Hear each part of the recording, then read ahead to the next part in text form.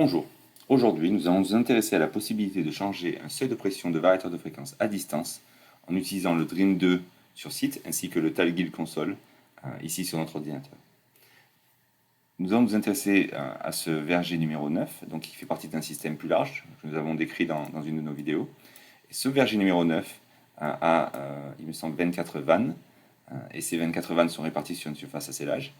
Et comme vous pouvez voir, donc on a notre pompe ici, si je zoome, master valve, donc qui va démarrer notre pompe.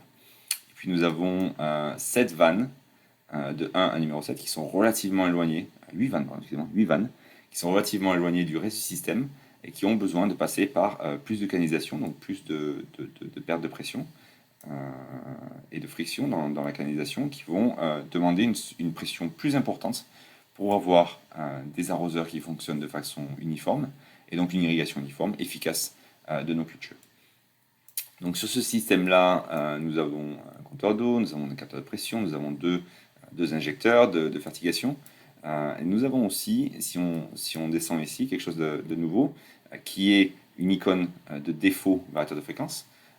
Cette icône de défaut variateur de fréquence, elle est connectée à une des sorties du variateur de fréquence. Et quand la sortie défaut, en cas de défaut et de problème sur le variateur de fréquence se ferme ou s'ouvre, parce qu'il y a un contact sec, on va être capable de détecter, d'envoyer une alarme sur smartphone, sur l'ordinateur, et de prévenir l'exploitant qu'il y a un problème et que ce problème-là vient du variateur de fréquence ou du système de pompage. Donc quand il arrive sur site, il sait exactement d'où vient le problème. Et puis nous avons deux icônes qui nous intéressent dans cette vidéo maintenant. La première qui est une icône d'indication de seuil de pression à 5 bars et demi, et puis une icône juste en dessous de statut de seuil de pression à 6 bars et demi. Donc nous sommes capables, depuis ces icônes, si nous voulons, de changer donc la pression par défaut qui est à 5.5 à changer à 6.5. Donc je pourrais très facilement ordonner manuellement à mon variateur de fréquence d'aller à 6.5. Donc c'est ce que je vais faire. Donc je vais ouvrir cette sortie. Et cette sortie est connectée à une entrée du variateur de fréquence et va ordonner au variateur de fréquence de monter en pression et d'aller de 5.5 à 6.5. Donc tout ça prend en général 10 à 15 secondes, on va attendre. Donc 10 à 15 secondes de synchronisation. Donc il y a plusieurs synchronisations. La première, c'est entre le logiciel et le cloud. Ensuite, ça va du cloud vers le contrôleur. Et ensuite, on a une synchronisation radio, puisque ces systèmes sont réglés par radio, donc quelques secondes extra qui vont... Voilà, ça y est, donc on est passé, ça a pris une dizaine de secondes pour le manomètre, le capteur de pression sur place, nous rapporter ce changement de pression, donc de 5.5 à 6.5. Donc pour le variateur de fréquence de démarrer aussi, et pour augmenter cette pression de 5.5 à 6.5. Donc nous allons revenir à la pression par défaut, donc je vais fermer ce contact, et ça va prendre encore une fois quelques secondes pour revenir à 5.5.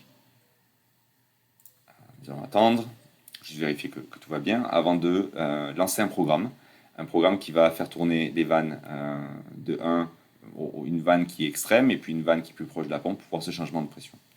Donc avant de créer un programme, d'ailleurs, ce que nous allons faire, c'est voir comment ce rattachement d'entrée et de sortie, que nous appelons satellite, va être capable de copier une sortie vanne ou une sortie vanne que nous avons choisie, et de la copier et d'ordonner, avec une autre sortie, de changer les seuils de pression de notre variateur de fréquence. Donc vous allez la planifier, puis satellite. Nous allons voir que nous avons deux sorties, donc elles sont appelées entrées parce qu'elles sont connectées aux entrées du variateur de fréquence. Donc on a une sortie numéro 1, satellite numéro 1 qui est connectée à l'entrée variateur de fréquence 5.5 bar, donc qui est une entrée basique du variateur de fréquence, puis qui a été programmée dans le variateur de fréquence pour correspondre à une valeur. Et nous avons une autre entrée qui s'appelle 6.5 bar sur ce variateur de fréquence, et nous, notre sortie satellite est connectée à cette entrée 6.5. Cette entrée numéro 1, donc ce variateur de fréquence va copier les statuts des vannes numéro 9 à numéro 24, donc les vannes qui sont proches du système de pompage. Et puis nous avons le 6.5 bar qui vont copier les statuts des vannes numéro 1 à numéro 8 très facilement. Nous sommes même capables de changer les vannes qui vont être intéressées, qui vont être attachées à cette sortie. Si par exemple, pourquoi pas, une des vannes maintenant n'a plus besoin de 5.5 bar, elle a besoin de 6.5 bar, ça serait par exemple, pourquoi pas, la vanne 24. Si j'enlevais la vanne 24 de 5.5, hop, elle a disparu de cette liste, et je peux l'ajouter ici dans cette liste. Donc maintenant, la vanne 24 tournera avec 6.5 bars au lieu de tourner avec 5.5 bars depuis le variateur de fréquence. Je vais envoyer ces informations au programmateur. Ça prend quelques secondes pour synchroniser. Synchroniser maintenant, et nous allons maintenant créer un programme d'irrigation en utilisant cette fonction. Donc pour créer un programme d'irrigation, nous l'avons vu dans une des vidéos, nous allons aller sur plus en bas à gauche, et puis aller d'étape en étape. La première est de mettre un nom, on va l'appeler test variateur de fréquence. Et nous allons donner une séquence à ce système. Donc vous vous rappelez, c'était la verge numéro 9, ligne numéro 9. On va utiliser la vanne numéro 1 qui est extrême au nord, qui a besoin de 6.5, et une vanne qui est plus au sud, qui elle fonctionne à 5.5. On va mettre 14, pourquoi pas. Et nous allons aller d'étape en étape pour terminer notre programme. Notre programme est presque prêt. Il faut lui donner maintenant un temps d'irrigation par vanne. Donc on va lui donner 1 minute par vanne, et puis 1 minute ici. Voilà. Nous allons enregistrer ce programme, envoyer au contrôleur. Donc ça c'est enregistré maintenant. Nous n'avons plus qu'à attendre pour le contrôleur de comprendre ce programme. Voilà. Et pouvons maintenant démarrer ce programme manuellement. Et vous allez aller dans carte et diagramme pour voir ce qui se passe. Donc la vanne numéro 1 a démarré, elle est bleue. Elle clignote en bleu à gauche de l'écran. Et puis notre manomètre va changer très rapidement. Ça prend encore quelques secondes pour l'information partir et revenir. Donc vous voyez d'ailleurs que l'icône de changement de statut clignote maintenant. Donc le contrôleur demande 6 bars et demi à notre variateur de fréquence. Et ça y est, la pression a changé. Donc ça a pris quelques secondes pour l'information revenir de 5.5 à 6.5. Donc la vanne numéro 1 maintenant fonctionne avec 6.5 bars qui est requise par cette vanne pour faire fonctionner les arroseurs de façon uniforme tout en conservant de l'énergie pour le reste du système.